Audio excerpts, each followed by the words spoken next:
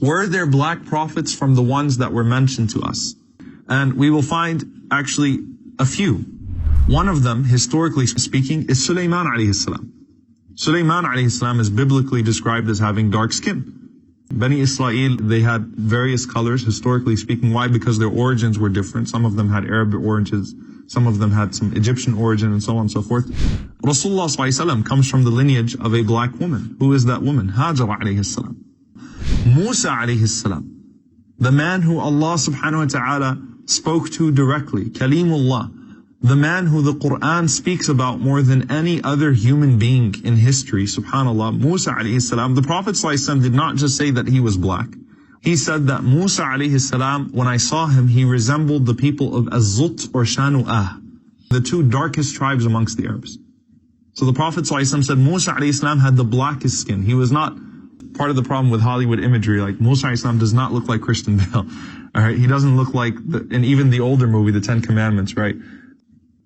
There is no man, subhanAllah, that is praised more in the Quran and spoken about more in the Quran than him. So if you have a problem with people who have darker skin, you have a problem with Musa alayhi salam, then you have a serious problem with the Quran, and you have a serious problem with faith altogether.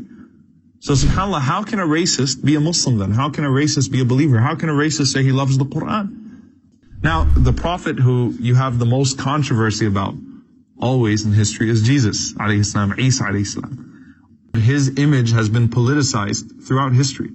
Even the earliest days of Christianity after the Apostle Paul, the image that Jesus assumed depended on the culture that Paul was reaching. To the Persians, looked like Mithras. He looked exactly like their Persian gods. To the Romans, he looked like their Roman gods. To the Egyptians, he looked like the Egyptian gods. To the Indians, some of the Hindus actually said that Isa alayhi salam was an incarnation of the Lord Vishnu. So they portrayed him as a carnation of the Lord Vishnu. What does Jesus, peace be upon him, look like? Interestingly enough, we find a disagreement amongst the Sahaba themselves. So we find a few ahadith.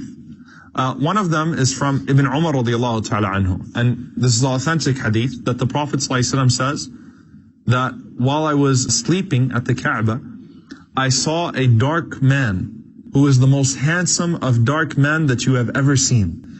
He's praising the beauty of Isa alayhi salam. He said he had hair that was reaching to between his ears and his shoulders, like the most beautiful of hair that you've ever seen.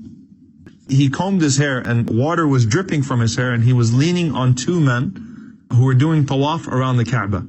So I asked, I said, Man hadha, who is this? So they said, this is Al-Masih ibn Maryam.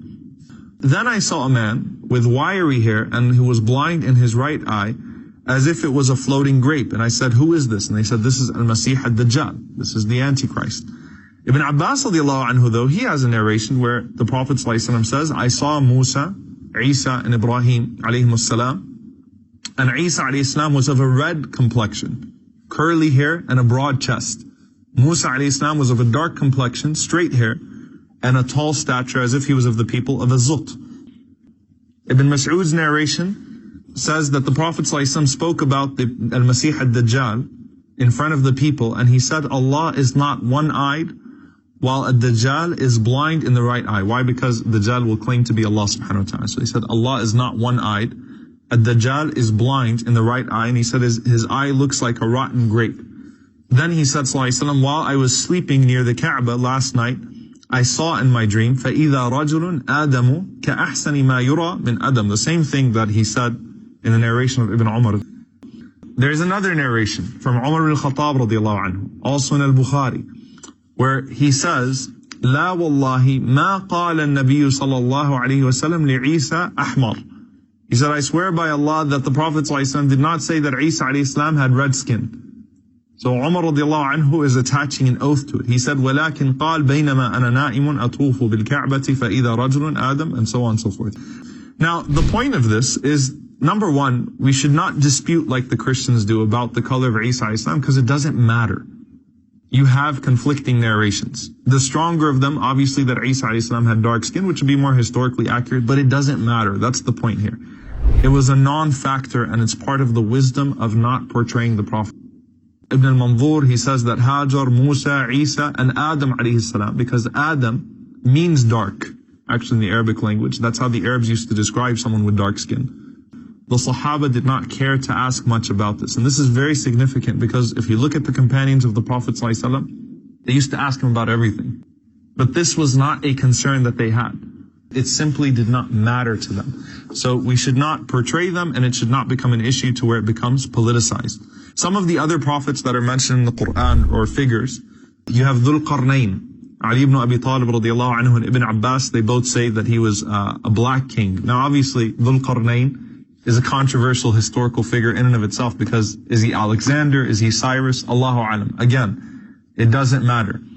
The point being though, at this point now, because we know that there are prophets that Allah mentioned and there are prophets that Allah did not mention. The Prophet ﷺ says that there were 124,000 prophets. Authentic hadith in Muslim Imam Ahmad. Amongst them, 315 were messengers. So you can imagine how many of them were of different languages, how many of them were of different races, what they must have looked like, where they were sent to. That would mean that there were African prophets, there were Indian prophets, there were Chinese prophets, there were prophets that were sent probably to the Americas way before, right, with the ancient settlers of this land. Because Allah subhanahu wa ta'ala says, وَمَا كُنَّا مُعَذِّبِينَ حَتَّى نَبْعَثَ رَسُولًا. We don't punish a people until we send them a messenger from amongst themselves. وَمَا أَرْسَلْنَا مِن رَسُولٍ إِلَّا بِلِسَانِ قَوْمٍ. We have never sent a prophet except that he speaks the language of his people. That means a person who walked with them, spoke with them, a person that was just like them, a person that they could relate to. مَا لِهَذَا الرَّسُولِ يَأْكُلُ الطَّعَامَ وَيَمْشِي فِي الْأَسْوَاقِ. What is it with this prophet that walks in the marketplace, uses the restrooms, eats, and so on and so forth? And Allah subhanahu wa ta'ala was sending them to people all over the world, in every language and in every color.